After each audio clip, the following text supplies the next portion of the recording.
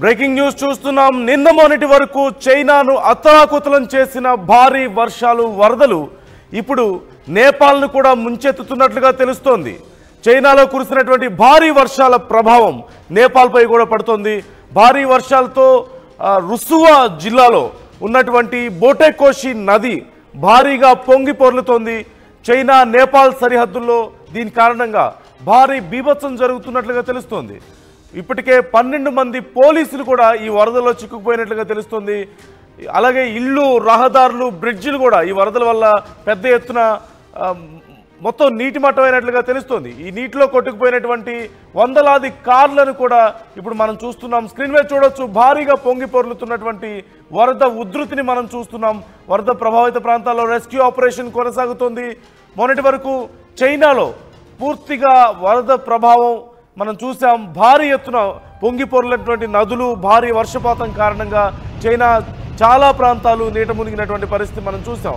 అయితే సరిహద్దును షేర్ చేసుకుంటున్న తరుణంలో ఓవైపు నేపాల్కి చైనాకి సరిహద్దు కామన్గా ఉన్న నేపథ్యంలో అక్కడ ఉన్నటువంటి బోటెకోషి అనేటువంటి ఒక నది భారీగా పొంగి పొర్లుతున్నట్లుగా తెలుస్తుంది. దీని ప్రభావంతో అక్కడ రోడ్లు, బ్రిడ్జిలు పూర్తిగా డిస్ట్రాయ్ అవుతున్నట్లుగా మనకు సమాచారం అందుతుంది. ఇప్పటికే చాలామంది పోలీసులు కూడా, సహాయక చర్యల కోసం వెళ్ళినటువంటి పోలీసులు కూడా ఈ వరద ఉధృతిలో చిక్కుకుపోయినట్లుగా, వరద నీటిలో చిక్కుకుపోయినట్లుగా తెలుస్తుంది. మరోవైపు ఇప్పటికే ఈ బృందాలన్నీ కూడా సహాయక చర్యలను కొనసాగిస్తూనే ఉన్నాయి. ఈ తరుణంలో ఎప్పటిలోపు ఇక్కడ పరిస్థితి అదుపులోకి వస్తుంది అనేది మాత్రం ఇంకా క్లారిటీ రావాల్సి ఉంది.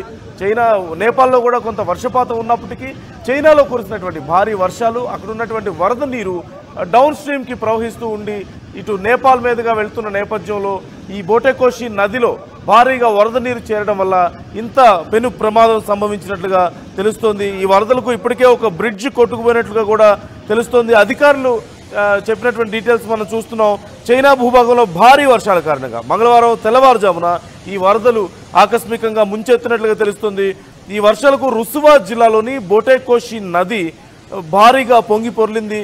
నది ఉధృతికి మిటేరి వంతెన కూడా కొట్టుకుపోయినట్లుగా తెలుస్తోంది. అలాగే నది తీరం వెంబడి డ్రై పోర్ట్లో నిలిపినటువంటి దాదాపుగా 200కు పైగా వాహనాలు ఈ వరద ప్రవాహంలో కొట్టుకుపోయినట్లుగా Rasuwa chief district officer Arjun Paudel తెలిపారు.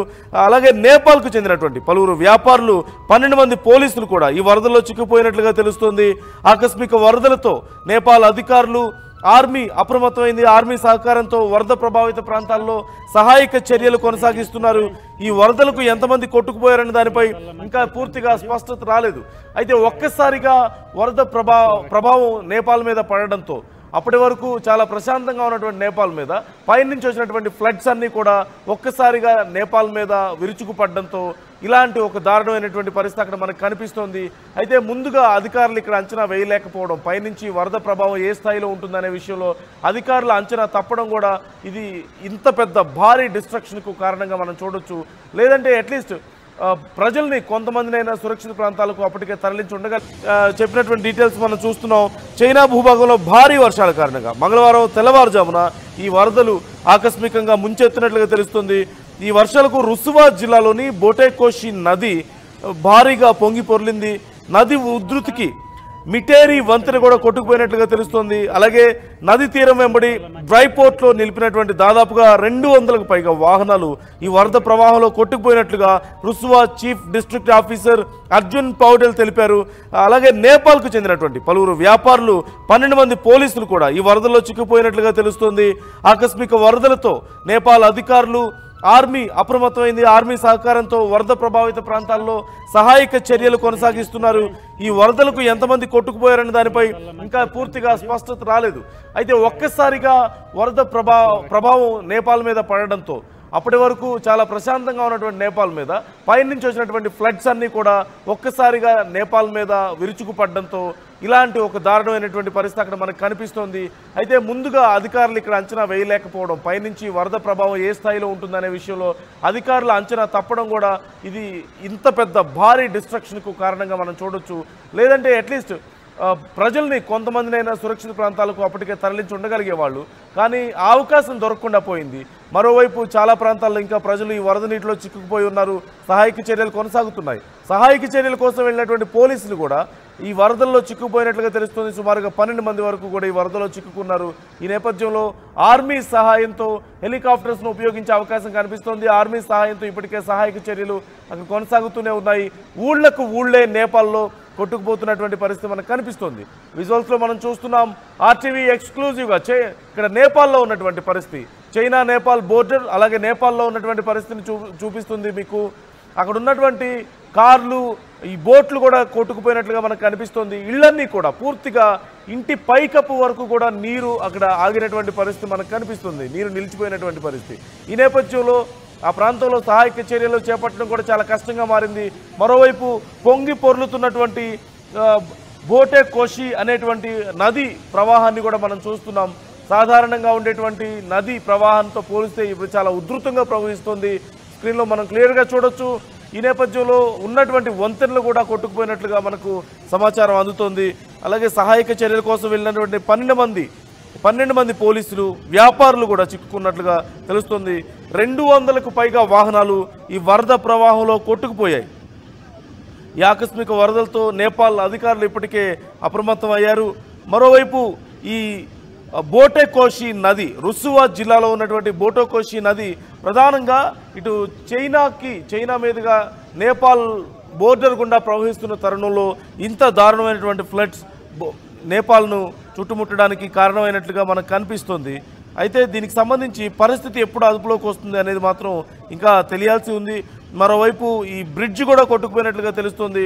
డ్రై పోర్ట్ వద్ద ఉంచినటువంటి చాలా వరకు వాహనాలు, షిప్లు, అక్కడ ఉన్నటువంటి చిన్న చిన్న బోట్లు కూడా కొట్టుకుపోయాయి. మనం చూస్తున్నాం.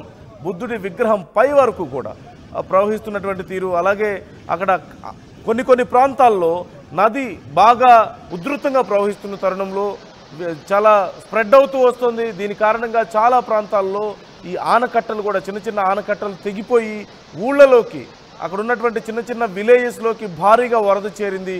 మరోవైపు సుమారుగా ఒక అంతస్తు వరకు నది పారుతున్న నేపథ్యంలో, ఫ్లడ్ వాటర్ అంతా కూడా పారుతున్న నేపథ్యంలో ఇళ్లలో ఉండలేని పరిస్థితి కనిపిస్తోంది. చాలా వరకు కూడా ఇళ్ళు కొట్టుకుపోయాయి.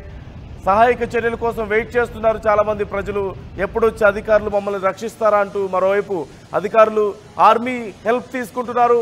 హెలికాప్టర్ సాయంతో సహాయక చర్యలు మరింత ముమ్మరం చేసే ఆలోచనలో ఉన్నట్లుగా తెలుస్తుంది. ఈ ప్రభావం ఇంకెన్ని రోజులు ఉంటుంది అనే దానికి సంబంధించి మాత్రం ఇంకా పూర్తిగా సమాచారం అందడం లేదు. చాలా ప్రాంతాల్లో ఎలక్ట్రిసిటీ కట్ అయిపోయింది. రోడ్స్ డెస్ట్రాయ్ అయిన నేపథ్యంలో, రోడ్స్ కొట్టుకుపోయిన నేపథ్యంలో ఇతర ప్రాంతాలతో కనెక్టివిటీ పోయింది. మరోవైపు కొంచెం ఉధృతి ఎక్కువగా ఉన్న నేపథ్యం మనకు కనిపిస్తుంది క్లియర్గా. వాటర్ ఫ్లో చాలా ఉధృతంగా ఉంది. ఈ తరుణంలో అక్కడ సహాయక చర్యలు చేపట్టడం చాలా కష్టమవుతున్న పరిస్థితి. చిన్న చిన్న బోట్లలో వెళ్ళి ఆ వాటర్ ఫ్లోలో, అంత హెవీగా ఉన్నటువంటి వాటర్ ఫ్లోలో చిన్న చిన్న బోట్లలో వెళ్ళి సహాయక చర్యలు చేయడం సాధారణమైన విషయం కాదు. ఆ వాటర్ ఫ్లోలో ఆ బోట్లు కూడా కొట్టుకుపోయే అవకాశం ఉంటుంది.